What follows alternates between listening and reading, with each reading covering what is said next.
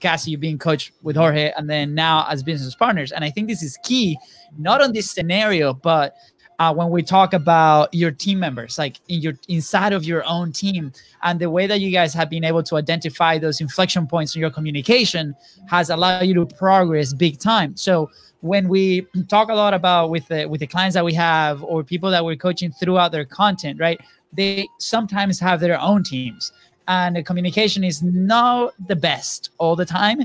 So we cannot stress enough to put in place different procedures or like systems for them to identify these things. And I feel like you guys throughout that year on coaching, and then now as a partner, as a partnership, now have developed those systems. So what are some things that maybe somebody that's either trying right now with their own team and is not succeeding, or they're like kind of crashing, right? Or even they're trying to develop that communication even with their audience, right? What are a couple of things that they can implement today, right, that can help them get to the point that you guys are working very synergistic, if you want to put it that way? The first thing that pops into my head as you were asking the question is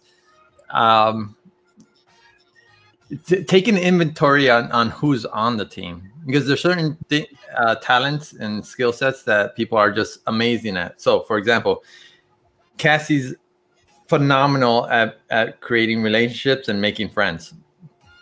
You know, when I go out and about, I'm like the fly in the wall. I'm an observer. I keep my mouth shut and pay very, very, very close attention, because I read people. I don't really need to say a lot in order to understand people. So a lot of the attention and traffic has been because of her. She likes to share the stage. So she's like, no, but you're amazing too. I was like, yeah, but they're here because of you. And she's like, no, but you're awesome too. I was like, Cassie, come on. Like, we can like put a point that like, you guys are both awesome. That's it. That's it. You guys can stop that battle because you guys are both awesome. Sorry. Yeah. Continue. No, and it's true, but where I shine is on a different area. Yeah. And so knowing who your players are, knowing their strengths, knowing how they communicate and how to communicate with them, because it's far easier. And I see a lot of people get very, very, very frustrated, and they always point the finger like, why don't you get it? Why don't you understand it? And a simple analogy is, if the person speaks Chinese and you're speaking to them in English, they're never going to get it. Yeah. And you could wait until they learn English, or you could start learning Chinese, one or the other. So the fastest way would be to start learning Chinese. It's like, okay, let me get to them. Yeah. Let me meet them where they're at. And then the second thing would be to journal or take notes on how you do things, so that you could later reflect on it and see how you could systemize it. I love it. I love the systemizing part. I mean, sometimes we compare, actually, when we send some videos to some of our prospects, we actually use an analogy like humans are like businesses, right? Or vice versa. You know, we got life spam, we have a life flow, you know, blood flow, cash flow, and we got habits, right? As humans that allow us to be better. In businesses, those habits are just systems and processes, right? So I love it how you even put down systems for something that most people probably don't think about having systems for, like the relationship, the communication with your partner, right? I'm gonna be honest, we don't have a system for communicating between each other. We just read our minds. I just lap him on the back. I'd really like to know how you guys have managed that, because Jorge is still telling me he can't read my mind, so I don't know what our deal is. Well, I think our secret is that we have lived together for like 27 years. 27 years of experience. Yeah. But I'm a fan of the systems, and I think we do need systems in place. Actually, a conversation that we had a while ago was like, you know what? Like, the two of us are doing the exact same task. So instead of being a partnership and taking advantage of having two of us, you know, to take advantage of different, you know, fields inside the business and improve quicker, we're both of us doing the same thing. And that's something that we realized, and we're like, well, yeah, and it's because we don't have like individual tasks for each other, right? So after that moment, it did started evolving. Yeah. But now that you say, I don't think we have a system for communicating between each other. Yeah, we don't have a system. I feel like inside of us, we kind of know like, hey, when he's in like his Tyler mode, because that's where it really focuses on, like we call him Tyler. Yeah, but I put my hat facing forward, my glasses and my headphones. So I understand that then that might not be the best moment for me to either share an idea or try to break the flow,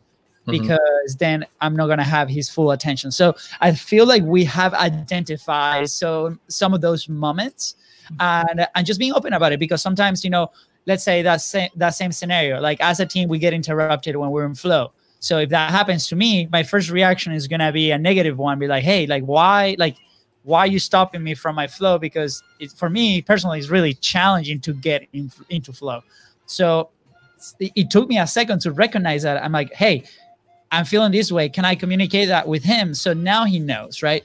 Now he knows. So I think like over time, we've developed that system as far as like, hey, when this is it, but it's not recorded, right? And I think it's an ego side, as ego thing as well. It's like, okay, am I recognizing that maybe this is not the best way that I can communicate with my team members? And going off of what Jorge said, hey, meet him at their spot, right? So it's a mix of those things, and I feel like in our team that has helped a ton. Even now that we have remote team working all over the place, it's the same thing. It's like, how can we establish those systems of communication to make the most out of it? Yeah, I think what Jorge said there is important, you know, like meet them where they are. And like you said, the ego, I feel like some of us are just waiting for the other person to take the initiative because, you know, it's us, of course. They need to make the effort, right? And it's not that way. We need to take the initiative and we need to go and take the effort ourselves. So yeah, I totally agree with the ego. Well, what you point out a couple of things, and one of the things that comes to mind is knowing roles and responsibilities. Because if you don't know that, then it could easily go into an assumption of, well, I thought you were going to do it. You did it last time. You should be doing it again. If you have clear defined roles, it makes the communication a little easier. Now, as far as people coming to you, that depends, really. If you're having them come to you because you're too proud to go to them, then your ego's in the way. Yep. But if you're having them come to you because you are intentionally trying to train them to be self-thinkers and motivated, then it has nothing to do with you. You're in service to them.